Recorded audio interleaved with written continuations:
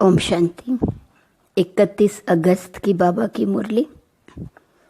मीठे बच्चे, अपनी स्थिति साक्षी तथा हर्षित रखने के लिए स्मृति में रहे कि हर आत्मा का अपना अपना पार्ट है।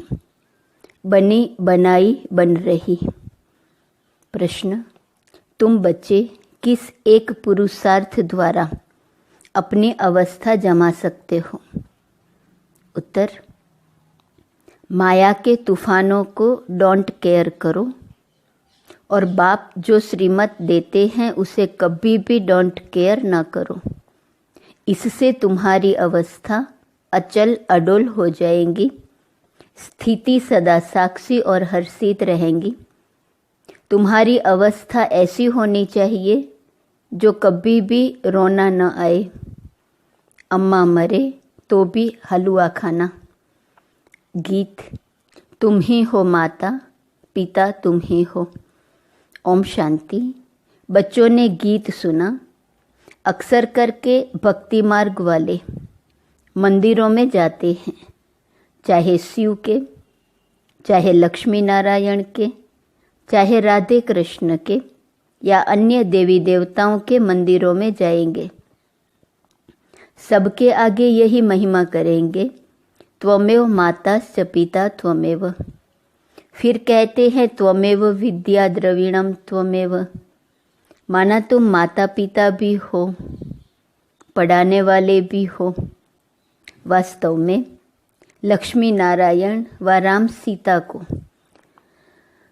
त्वमेव माता च पिता नहीं कहेंगे, क्योंकि उन्हों को तो अपने ही बच्चे होंगे। वह ऐसी महिमा नहीं गाएंगे। वास्तव में महिमा एक शिव की है। वह महिमा गाते हैं देव देव महादेव। माना तुम ब्रह्मा विष्णु शंकर से भी ऊंच हो। भक्ति मार्ग में तो कोई अर्थ समझ न सके। अब बाप कहते हैं तुमने बहुत भक्ति की है, अब तुम मेरे से समझो और इस पर गौर करो कि सच क्या है, झूठ क्या है। तुम बच्चे अब समझते हो बाप के बारे में और देवताओं के बारे में। जो भी महिमा करते हैं वह सारी रोंग है। अभी जो तुमको मैं समझाता हूँ वही राइट है। बच्चों को समझाते हैं यह उल्टा वृक्ष है, इसका बीज है परमपिता परमात्मा। वह ऊपर में रहते हैं। वह तो चैतन्य बीज है न, तुम बच्चे ठहरे। कई कहते हैं कि सब बीज आदि में भी आत्मा है, लेकिन वह तो जड़ है न। बाप को कहा ही जाता है मनुष्य सृष्टि का चैतन्य बीज रूप। अब मनुष्य गाते हैं ओ गॉड फादर। अच्छा, झाड़ को तुम चैतन्य ज्ञान सागर नहीं कहेंगे। मनुष्य में यह ज्ञान है कि यह बीज है। बीज में जरूर झाड़ का ज्ञान होना चाहिए, परंतु जड़ होने के कारण बता नहीं सकते। मनुष्य तो समझ जाते हैं कि बीज नीचे हैं, उनसे झाड़ निकला हुआ है। कल्प वृक्ष और बनियन ट्री की भेंट करते हैं। वह जड़ है, यह चैतन्य है। कलकत्ते में बड़ का बहुत बड़ा झाड़ है, उनका थूर सारा निकल गया है, सिर्फ झाड़ खड़ा है। फाउंडेशन है नहीं, वंडर है ना। बाप समझाते हैं इस झाड़ का भी फाउंडेशन है नहीं। देवी देवता धर्म प्रायः लोप हो गया है, बाकी सारा झाड़ खड़ा है। कितने मठ पंथ हैं। यह है बेहद का झाड़। बेहद का बाप बैठ समझाते हैं।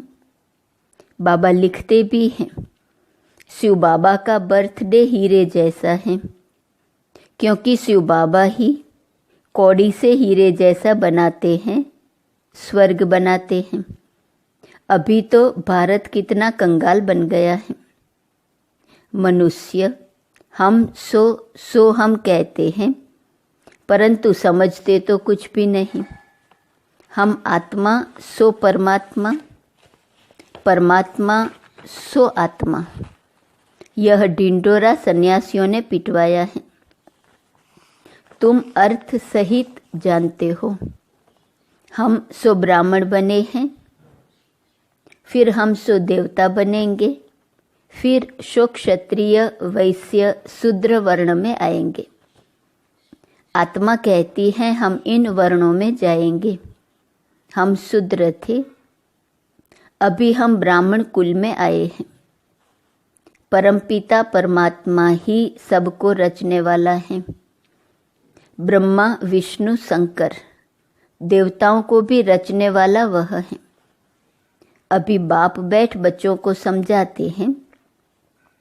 तुम कहते हो त्वमेव माताश्च पिता, तो माता भी यह बरोबर है।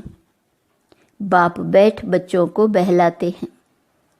भक्ति मार्ग में मीरा भक्तिन थी, वह है भक्तमाला। ज्ञान माला भी है। ज्ञान माला का नाम है रुद्रमाला। रावण माला नहीं कहेंगे। रावण की भक्ति तो नहीं करते, राम माला है।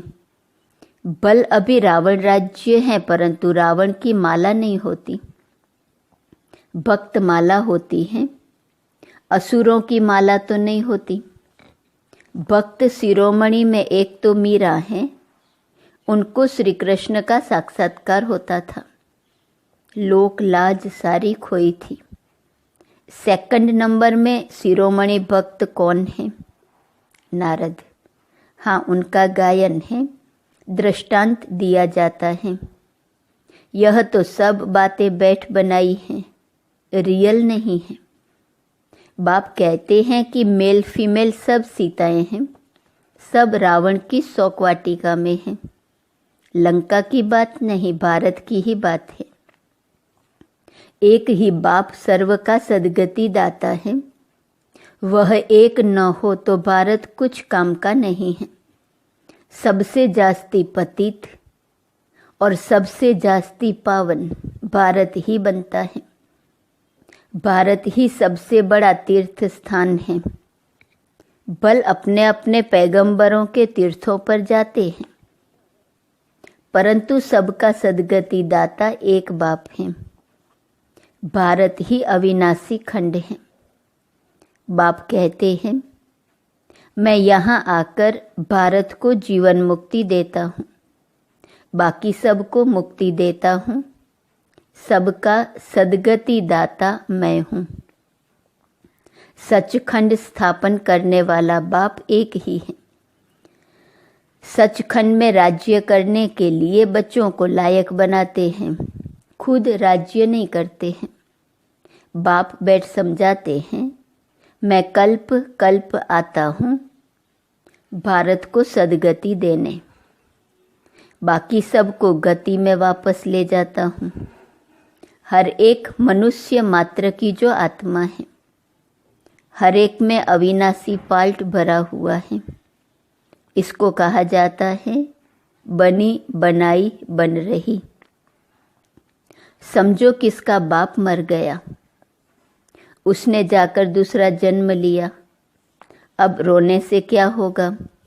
साक्षी होकर देखना है। यह ड्रामा है, इसमें रोने की दरकार नहीं है। गृहस्थ व्यवहार में तो रहना है। अम्मा मरे तो भी हलवा खाओ, बीबी मरे तो भी हलवा खाओ। यह उन्हों के लिए हैं जो गृहस्थ व्यवहार में रहते हैं। तुम्हारी अवस्था ऐसी होनी चाहिए जो कुछ भी दुख न हो। बेहद के बाप को याद करते रहना है। इतनी अडोल अवस्था होनी चाहिए जैसे अंगद को रावण हिला नहीं सका। माया है बड़ी जबरदस्त। तुम स्थिरियम रहते हो। माया के कितने भी तूफान लगे, डोंट केयर, घबराना नहीं है, फंक नहीं होना है। पुरुषार्थ करके अवस्था को जमाना है। बातें तो बहुत अच्छी समझाते हैं। तुम समझते हो हम पार्वतियां हैं। शिव बाबा अमर कथा सुनाते हैं। अमर लोक में है आदि मध्य अंत सुख। इस मृत्यु लोक में तो आदि मध्य अंत दुख ही दुख है। त्योहार आदि सब इस समय के हैं। लक्ष्मी नारायण आदि का कोई त्योहार नहीं। वह क्या सर्विस करते हैं? तुम ब्राह्मण बहुत सर्विस करते हो। देवताओं की आत्मा को सोशल वर्कर नहीं कहेंगे, न जिस्मानी न रूहानी। तुम हो रूहानी जिस्मानी डबल सोशल वर्कर। अच्छा, मनुष्यों को नष्ट मोहा बनने में मेहनत लगती है, क्योंकि उनके पास कोई एम ऑब्जेक्ट नहीं है। यहाँ तो तुमको प्राप्ति बहुत है, तो बहुत नष्ट मोहा होना चाहिए ना। एक बाबा के साथ योग लगाना है। बाबा, ओ मीठे मीठे बाबा, आपको हमने पूरा जान लिया है। आगे तो सिर्फ कहने मात्र गॉडफादर कहते थे, अभी तो आप आए हो फिर से स्वर्ग की राजाई देने। यह कलयुग तो कब्रिस्तान होने वाला है, इसलिए हम इसको क्यों याद करें। बाप कहते हैं इस कब्रिस्तान में गृहस्थ व्यवहार में रहते मुझे याद करो। यह तो बहुत सहज है। जैसे भक्ति मार्ग में मनुष्य श्री कृष्ण की पूजा करते रहते हैं, बुद्धि धंधे दोरी में भागती रहती है। मन का घोड़ा कहाँ न कहाँ भागता रहेगा तवाई के मुआफिक। बाप कहते हैं कि शरीर निर्वाह करते बुद्धि का योग मेरे साथ लगाओ। मेरी याद से तुम्हें बहुत प्राप्ति होगी, और सबसे तो अल्पकाल की प्राप्ति होती है। कितनी नवदा भक्ति की। अच्छा, फिर क्या हुआ? साक्षात्कार किया बस ना। मुक्ति, जीवन मुक्ति तो नहीं मिली। अब बाप कहते हैं कि तुम 21 जन्मों के लिए विश्व के मालिक बनते हो। स्वर्ग में गर्भ भी महल होता है, यहाँ तो गर्भ जेल है। लोग श्री कृष्ण जन्माष्टमी आदि कितना धूमधाम से मनाते हैं। तुम्हें सिर्फ मनाना नहीं है, लेकिन सबको समझाना है कि श्री कृष्ण का जन्म कब हुआ। श्री कृष्ण अभी कहाँ हैं? तुम जानते हो, अभी हम कृष्णपुरी का मालिक बनने के लिए पढ़ रहे हैं। बाप के पास बैठे हैं। बाप को हाथ जोड़े जाते हैं क्या? टीचर पढ़ाते हैं तो क्या उनको हाथ जोड़ना होता है? महिमा करनी होती है। टीचर से तो पढ़ना है। बच्चे बाप को घड़ी घड़ी हाथ जोड़ते हैं क्या? इस समय तो तुम घर में हो, तुमको भाषणा आती है। यह बाप भी हैं, पतित पावन भी हैं। इस समय 5 विकारों का ग्रहण लगने के कारण तुम बिल्कुल ही काले बन गए हो। 5 विकारों ने काला कर दिया है। सतयुग में तुम गोरे सुंदर थे, अभी श्याम हो। श्री कृष्ण सुंदर था, अभी श्याम है। कितने बारी श्याम और सुंदर बना होगा। कंसपुरी ही कृष्णपुरी बन जाती है।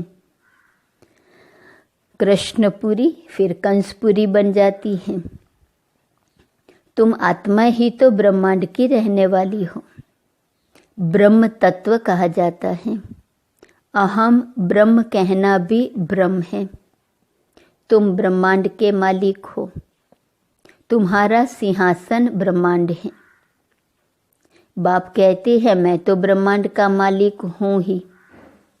तुम आत्माएं भी कहती हो हमारा देश वास्तव में ब्रह्मांड है। वहाँ तुम्हारी आत्माएं पवित्र हैं, तुम ब्रह्मांड के मालिक हो तो फिर विश्व के भी मालिक हो। मैं तो सिर्फ ब्रह्मांड का ही मालिक हूँ। मुझे इस पुराने तन में आना पड़ता है जिसने पूरे 84 जन्म लिए हैं।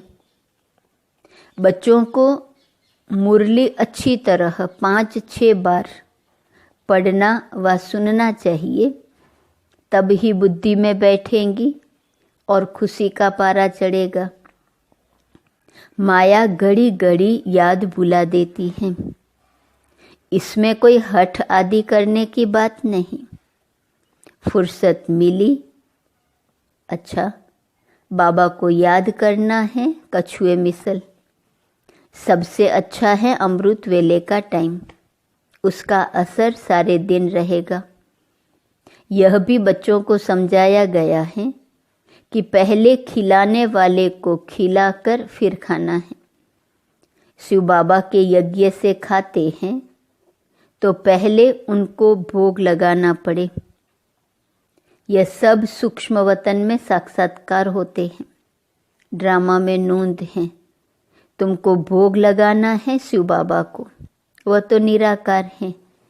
गाया भी जाता है देवताओं के लिए, उनको ब्रह्मा भोजन की आस थी, क्योंकि तुम ब्रह्मा भोजन खाकर ब्राह्मण से देवता बनते हो। सूक्ष्म वतन में देवताएं आते हैं, महफिल लगती है, यह सब खेल पाल हैं। अच्छा, मीठे मीठे सिक्की लदे बच्चों प्रति माता पिता बाप दादा का याद, प्यार और गुड मॉर्निंग। रूहानी बाप की रूहानी बच्चों को नमस्ते। रूहानी बच्चों की रूहानी बाप को नमस्ते नमस्ते नमस्ते। धारणा के लिए मुख्य सार, पहली पॉइंट, बुद्धि में पूरी एम ऑब्जेक्ट रख नष्ट मोहा बनना है। इस कब्रिस्तान को भूल बाप को याद करना है। रूहानी जिस्मानी सेवा करनी है। दूसरी पॉइंट, खिलाने वाले को खिलाकर फिर खाना है। अमृत वेले का समय अच्छा है, इसलिए उस समय उठकर बाप को याद करना है। मुरली 5-6 बार सुननी व पढ़नी जरूर है। वरदान, अलौकिक स्वरूप की स्मृति द्वारा अलौकिक कर्म करने वाले सदा समर्थ आत्मा भव। ब्राह्मण जीवन अर्थात अलौकिक हीरे तुल्य अमूल्य जीवन। इस अलौकिक जीवन की स्मृति से व अलौकिक स्वरूप में स्थित रहने से साधारण चलन, साधारण कर्म नहीं हो सकता। जो भी कर्म करेंगे वह अलौकिक ही होगा, क्योंकि जैसी स्मृति होती है वैसी स्थिति होती है। स्मृति में रहे एक बाप, दूसरा न कोई, तो बाप की स्मृति सदा समर्थ बना देंगी। इसलिए हर कर्म भी श्रेष्ठ अलौकिक होगा। स्लोगन, स्व उन्नति का यथार्थ चश्मा पहन लो तो सबकी विशेषताएं ही दिखाई देंगी।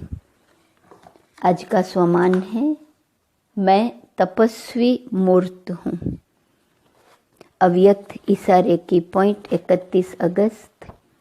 तपस्वी मूर्त का अर्थ है तपस्या द्वारा शांति के शक्ति की किरणें चारों ओर फैलती हुई अनुभव में आए।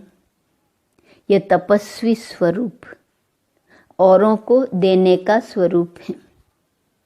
महान तपस्वी आत्माएं ज्वाला रूप शक्तिशाली याद द्वारा प्राप्ति के किरणों की अनुभूति कराती हैं। ओम शांति। ओम शांति।